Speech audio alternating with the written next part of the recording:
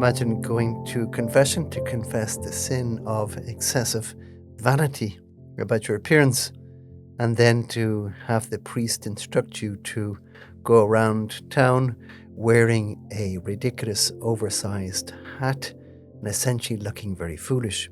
Well, that is precisely the kind of penances that the saint that we're looking at today, St Philip Neri, used to give to his penitents, helping them to laugh at themselves. This particular young man who confessed to St Philip returned after fulfilling his penance, laughing at himself. He'd learned very well a lesson in humility, which was delivered with a great smile. St Philip Neri had this great capacity to pierce through our pride and our sense of self-importance with these simple little lessons. He was born into a time of chaos. He was born in 1515, just a few years before Martin Luther unleashed his Reformation on the world.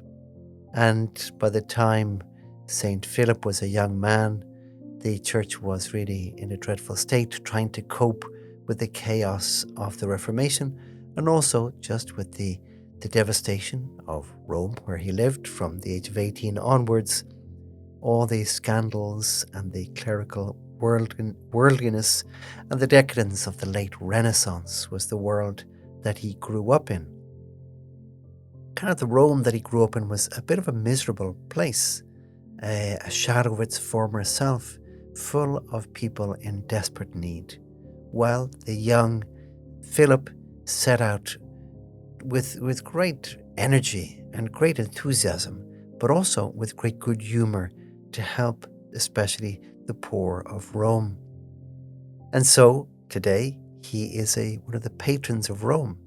He's also a patron, and I have to confess, I don't know why, he's a patron of the American Special Forces, but most importantly, he is a patron of humor and joy. And I thought that in our consideration of St. Philip Neri, we would look on that really outstanding characteristic of this great Roman saint.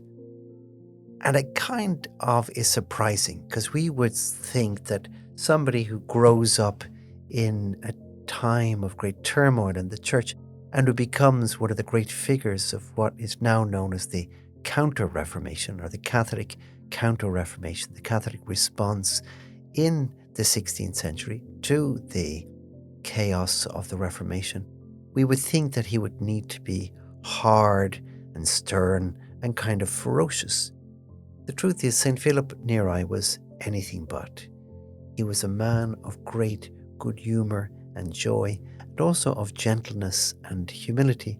And it was with these characteristics, rather than a hard, stern, fighting spirit, it was with this spirit of humor and joy and gentleness and humility that he did so much good, not just to Rome, but in fact to the whole church. And he left us a great example of cheerful sanctity.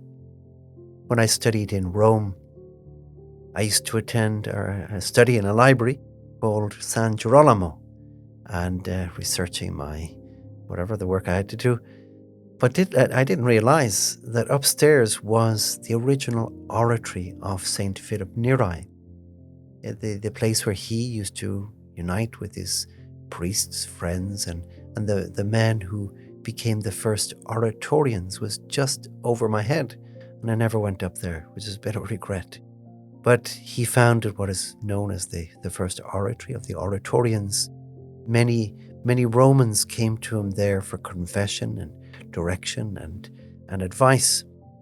And he often organized talks and discussions and prayers for his penitents in that very oratory. Often he went off on excursions to other churches, often with music and a picnic on the way. So they were great fun. It must have been great fun to be with him. And that is a great lesson to ourselves, you and me. St. Philip might say to you and to me, don't take yourself too seriously. He realized that there's a certain stiffness and heaviness that surrounds sinfulness. and that is combated with the lightness of grace. And therefore, he counters the common idea, all too common, unfortunately, that saints are kind of sad, they're constantly suffering, they're not really happy, and they're just waiting for heaven to be happy, but gloomy in this life. But he, in his own life, and then in the things he says, he tells us this is not the case.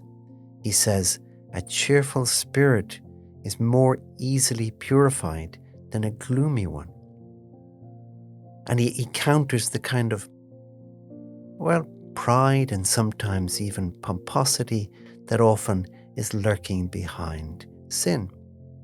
And one occasion, maybe he felt that he was tempted to become a little bit pompous, but he was attending, or he had to attend a meeting of some of the important personalities of Rome, the great and the good, some dignitaries.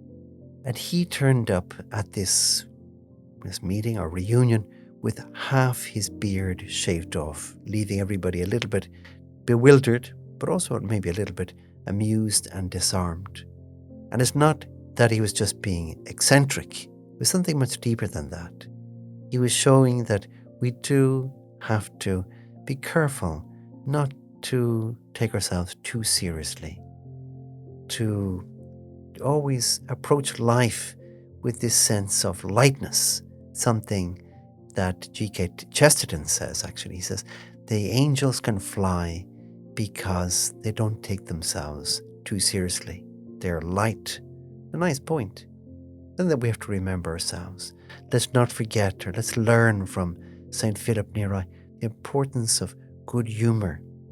And I finish with a little joke that John Paul I told about an Irishman. And this was an Irishman who died. His life hadn't been overflowing with good works, and he stood in line to be judged by St. Peter very nervously. And he could see everybody going up and being rewarded. Our Lord there, actually, with St. Peter saying to the first guy, I was hungry, you gave me to eat, you go on into heaven. The second guy, I was thirsty, you gave me to drink, on you go. Third guy, I was naked, you gave me clothes, on you go into heaven. And he got more and more uneasy as each one went in. He stepped before Jesus, not daring to look at him, but finally he noticed in his eyes something like a furtive smile on the face of Jesus. Our Lord took his report card and said, well, there's not very much here really, but once I was sad and you told me a joke which made me laugh. On your way to heaven. Lovely little story from a very good-humoured saint in his own right, and that was John Paul I with a beautiful smile. So let's ask St. Philip Neri to intercede for us, to help us to also be like him, full of good humour and joy. I give you thanks, my God, for the good resolutions, affections, and inspirations you have communicated to me in this meditation. I ask you for help to put them into effect. My Mother Immaculate, Saint Joseph, my Father and Lord, my guardian angel, intercede for me.